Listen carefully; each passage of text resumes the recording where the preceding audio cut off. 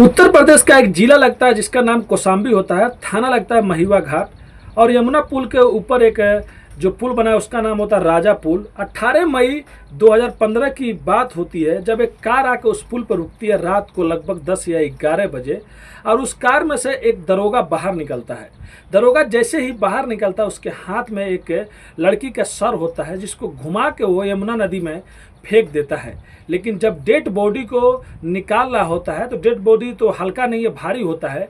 जैसे उसको नदी में फेंकने के लिए जाता है तभी पीछे से एक कार आती है जिसका लाइट उस दरोगा के ऊपर पड़ जाती है। अब दरोगा डर जाता है, दरोगा तुरंत अपनी कार में बैठता है और वहाँ से भागने लगता है और पीछे बार बार मुड़ के देखा करता था कि कहीं वो लोग देख तो नहीं लिए है, और इसके लिए वो भागते रहता है। लेकिन एक दिन वो दरोगा पकड़ा जाता है और पकड़ने के बाद जब ये मामला अदालत में जाता है तो 10 साल लग जाते हैं इसको केस को सुनवाई होने में। मतलब 10 साल बाद फैसला आता है, और फैसला ऐसा आता है कि जिसमें जज साहिबा कहती हैं कि इसको तब तक जेल में रखो जब तक इसका दम नहीं निकल जाए। मतलब उसको उम्र कैद की सज़ा हो जाती है। लेकिन 10 सालों तक ये केस चलता है। तो चलिए पूरी घटना को बताएंगे, आखिर में मामला उत्तर प्रदेश में कहाँ का है और वो दरोगा कहाँ का रहने वाला था, और आखिर में उस लाश से उसका क्या संबंध था, कौन थी वो लड़की, पूरी आपको कहानी में बताएंगे। और उससे पहले आप लोग से रिक्वेस्ट करते हैं, अगर आप भी हमारे चैनल पर नए हैं तो चैनल को आज ही सब्सक्राइब, लाइक, शेयर, कमेंट करना मत भूलिए। तो नमस्ते, आदाब, सत श्री अकाल। आज की जो सच्ची घटना मैं आप लोग को सुनाने और बताने जा रहा हूँ, ये घटना उत्तर प्रदेश का एक ज़िला लगता है कानपुर, और वहीं का एक थाना लगता है नजीराबाद, और वहीं का एक क्षेत्र में एक चौकी लगती है गुमती नंबर 5। यहीं पे एक मशहूर होटल हुआ करता था, और उसी में मैनेजर के तौर पे एक ईसा नाम की लड़की मैनेजर के तौर पे वहाँ पे बैठा करती थी, उसकी उसी में वो जॉब करती थी। बात 2012 की है, जब ईसा उस होटल से अपने घर जा रही थी तभी कुछ लोग रास्ते में मिलते हैं, 1-2 लड़के, और उसका पर्स छीन लेते हैं और उसका मोबाइल सब छीन लेते हैं। और वो बेचारी चीखती रहती है, चिल्लाती रहती है, लेकिन कोई भी सुनने वाला नहीं रहता है। अब ईसा करे तो करे क्या इसका। उसके बाद ईसा थोड़ा सा दूर पे पुलिस चौकी रहता है, वहीं पे जाती है और दरोगा साहब से वो कहती है कि उसमें पर्स है और ज़रूरी कागज भी है, पैसे गए तो टेंशन नहीं है, और मोबाइल भी था वो भी उसमें चला गया। दरोगा जो होते हैं वो कहते हैं कि तुम टेंशन मत लो और मैं तुम्हारी पूरी मदद करूंगा। उसके बाद वो अपने ही जीप से उस लड़की को घर पहुंचवाते हैं, उसको आश्वासन देते हैं, और उसके बाद FIR दर्ज नहीं होता है, अपने तरीके से जाँच करते हैं। और जाँच करने के लगभग कुछ ही दिन बाद, 1-2 दिन बाद, वो पर्स भी मिल जाता है, चोर भी मिल जाते हैं, और उसके बाद उस लड़की को लौटा देते हैं। अब धीरे धीरे करके इस दरोगा साहब से और उस लड़की से, ईसा नाम की लड़की से दोस्ती होने लगता है। अब उसके बाद दरोगा जो है उसके होटल भी जाया करता था, उसको कभी ड्रॉप भी कर दिया करता था। अब इतनी दोस्ती हो जाती है कि दोस्ती प्यार में बदल जाती है, और जब ये प्यार हो जाता है उसके बाद एक दूसरे के घर पर बात करते हैं। सन 2013 में इन दोनों का शादी हो जाता है। मतलब ईसा और वो दरोगा की शादी हो जाती है बड़ी धूमधाम से, और ये लोग खुशी खुशी अपने एक साथ में रहने लगते हैं। तभी आराम से इन लोग की ज़िंदगी गुजर रही होती है, चल रही होती है। 14 आ जाता है। अब 14 आने के बाद एक बेटी होती है, बहुत अच्छी होती है, जिसका नाम सनाया होता है। ज़िंदगी अच्छे से चल रही होती है। तभी एक दिन ईसा को एक अनजान नंबर से फ़ोन आता है, और फ़ोन पे आने वाला व्यक्ति कहता है कि मैं जो बात बताने जा रहा हूँ, जो चीज़ आपको सुनाने जा रहा हूँ, उसको ध्यान से सुनिएगा। जो आपका पति है दरोगा, उसकी एक और पत्नी है जिसका नाम नीलम है, और वो मध्य प्रदेश में रहती है, और जिसके 2 बेटे भी हैं।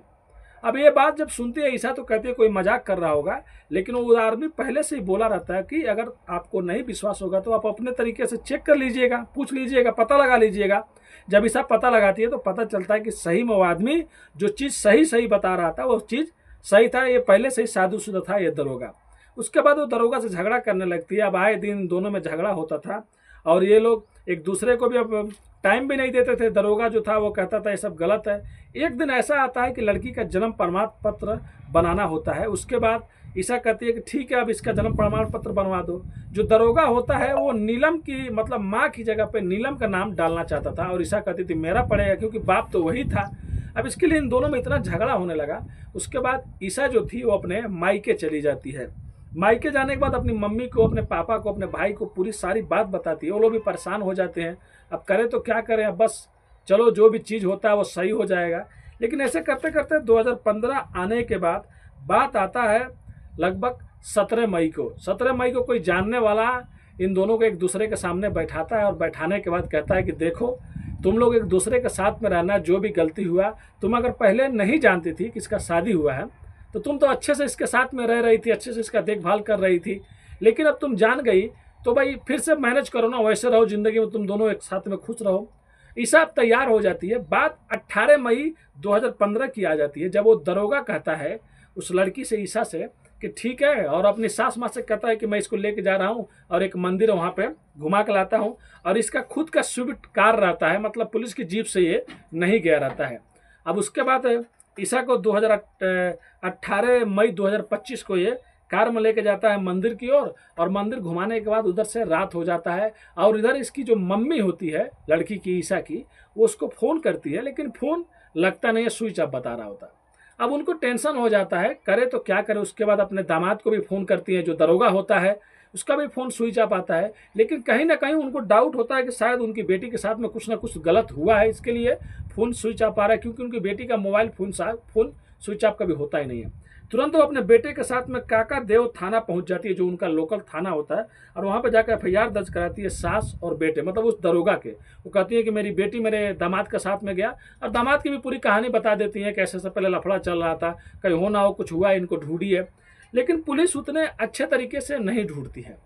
जब अच्छे तरीके से पुलिस नहीं ढूंढती है, उसके बाद वो कमिश्नर के भी पास पहुंच जाती है एक दिन बाद, और जब वहाँ से कहती हैं तो वो लोग कहते हैं ठीक है, हम लोग मतलब जाँच करेंगे।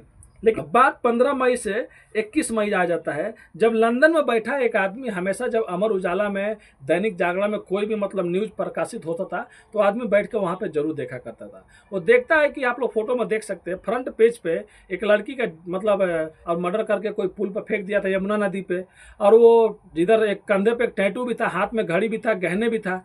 उसके बाद वो उसको जूम करके देखते रहता है, उसका जब नज़र जाता है तो, लेकिन अचानक में जूम करके देख देख के उसकी नज़र घड़ी पे पहुंच जाती है। वही घड़ी रहता है जो ये आदमी अपने साली को दिया रहता, मतलब जो ईसा थी वो इस जीजा की मतलब साली थी, और उसका जीजा मतलब वहाँ पर लंदन में रहा करता था। अब जीजा जो रहते हैं वो फ़ोन करते हैं अपने सासू माँ को और कहते हैं कि अब यहाँ से तुम लोग वहाँ जाओ, कौशाम्बी जाओ। कौशाम्बी जाने के बाद जहाँ से घर रहता है इन लोग का, वहाँ से लगभग 150 किलोमीटर से ज़्यादा रहता है, वहाँ पे जाकर देखो, वहाँ पे एक लड़की का लाश पड़ा है, हो ना हो कहीं ये ईसा का तो नहीं है, लेकिन जो चीज़ वहाँ पे मिला है ईसा जैसा लग रहा है। अब तुरंत माँ और वो बेटा लोग वहाँ पे जाते हैं कौशाम्बी के, और महिवा घाट थाने में जो जो रहता है, और वहाँ पर जाने के बाद जब लाश मोर्चरी में रखी रहती है, जब जाकर वहाँ पे देखती हैं तो पहचान जाती है कि उन्हीं की लड़की है जो ईसा है, और उसके बाद वो रोने लगती है, चीखने लगती है। लेकिन पुलिस को खुद पूरी सच्चाई बता रही होती है कि इसके पीछे उनका दामाद का हाथ है, उसी ने कत्ल किया है। अब पुलिस उसको इधर ढूंढ रही होती है, क्योंकि कमिश्नर साहब का भी, और ये पूरा उस टाइम का बहुत सबसे बड़ा चर्चित घटना था। अब इधर जो दरोगा रहता है वो फरार रहता है। अब दरोगा किसी वकील से मिलता है, और वकील से मिलकर सेटिंग करता है कि 8 जून 2015 को सरेंडर करेगा, और फिर मतलब कुछ ज़्यादा बात नहीं होगा। लेकिन वहाँ पे और भी वकीलों को मालूम चल जाता है। जैसे दरोगा वहाँ पे पहुँचता है, वकील लोग घेर के अच्छे से इस दरोगा की पिटाई कर देते हैं, मतलब अच्छे से खातिरदारी होता है। उसके बाद जो पुलिस वाले रहते हैं उस दरोगा को लेकर वहाँ से भागते हैं।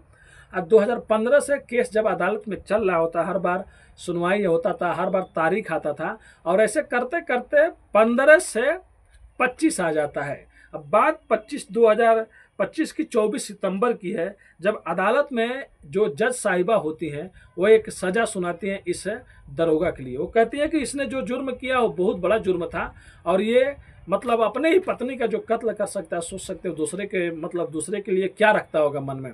और बॉडी तो मिल गई थी पुलिस को, लेकिन सर को बहुत ढूंढा गया उस नदी में, लेकिन उस नदी में ऐसा कुछ मिला ही नहीं। और जब इससे बयान लिया गया तो ये भी बोल रहा था, जो दरोगा रहता है, कि आए दिन मेरे से झगड़ा करती थी, ये करती थी। इसके बाद मैंने उसको मंदिर ले जाने के बहाने उसका मर्डर किया तार से, और से उसके बाद जो एक्स्ट्रा ब्लेड रहता है उससे उसका सर अलग किया और नदी में फेंक दिया। और फेंकने वाला था बॉडी भी, लेकिन मेरे को लगा कि कार वाला देख लेगा, उसके बाद मैं वहाँ से फरार हो गया। लेकिन कार वाला सच में देखा नहीं था। अगर कार वाला देखा होता तुरंत अगले पुलिस स्टेशन पे वो रिपोर्ट लिखवा देता तो तुरंत ये फंस जाता 4-5 दिन, और लगता ही नहीं इस पहचानने में।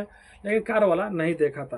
तो इसको अदालत अब सज़ा जो सुनाई है वो उम्र कैद की सज़ा सुनाई है। जब तक ये दरोगा जिंदा रहेगा तब तक ये मतलब जेल में ही रहेगा। और जब ये मर्डर किया था उस टाइम इसका ड्यूटी प्रतापगढ़ में था, और एक कौशाम्बी में ला के उस अपने ही पत्नी का मर्डर करता है। सोच सकते हैं, वो भी इतनी बेरहमी से और इतनी साजिश करने के बाद। वो चाहता तो उसको छोड़ सकता था, चाहता तो उससे दूर हो सकता था, लेकिन उसने जुर्म का रास्ता अपनाया। तो मैं हमेशा एक ही बात बोलता हूँ कि भाई पुलिस से कोई भी नहीं बच सकता। पुलिस के हाथ बहुत लंबे होते हैं।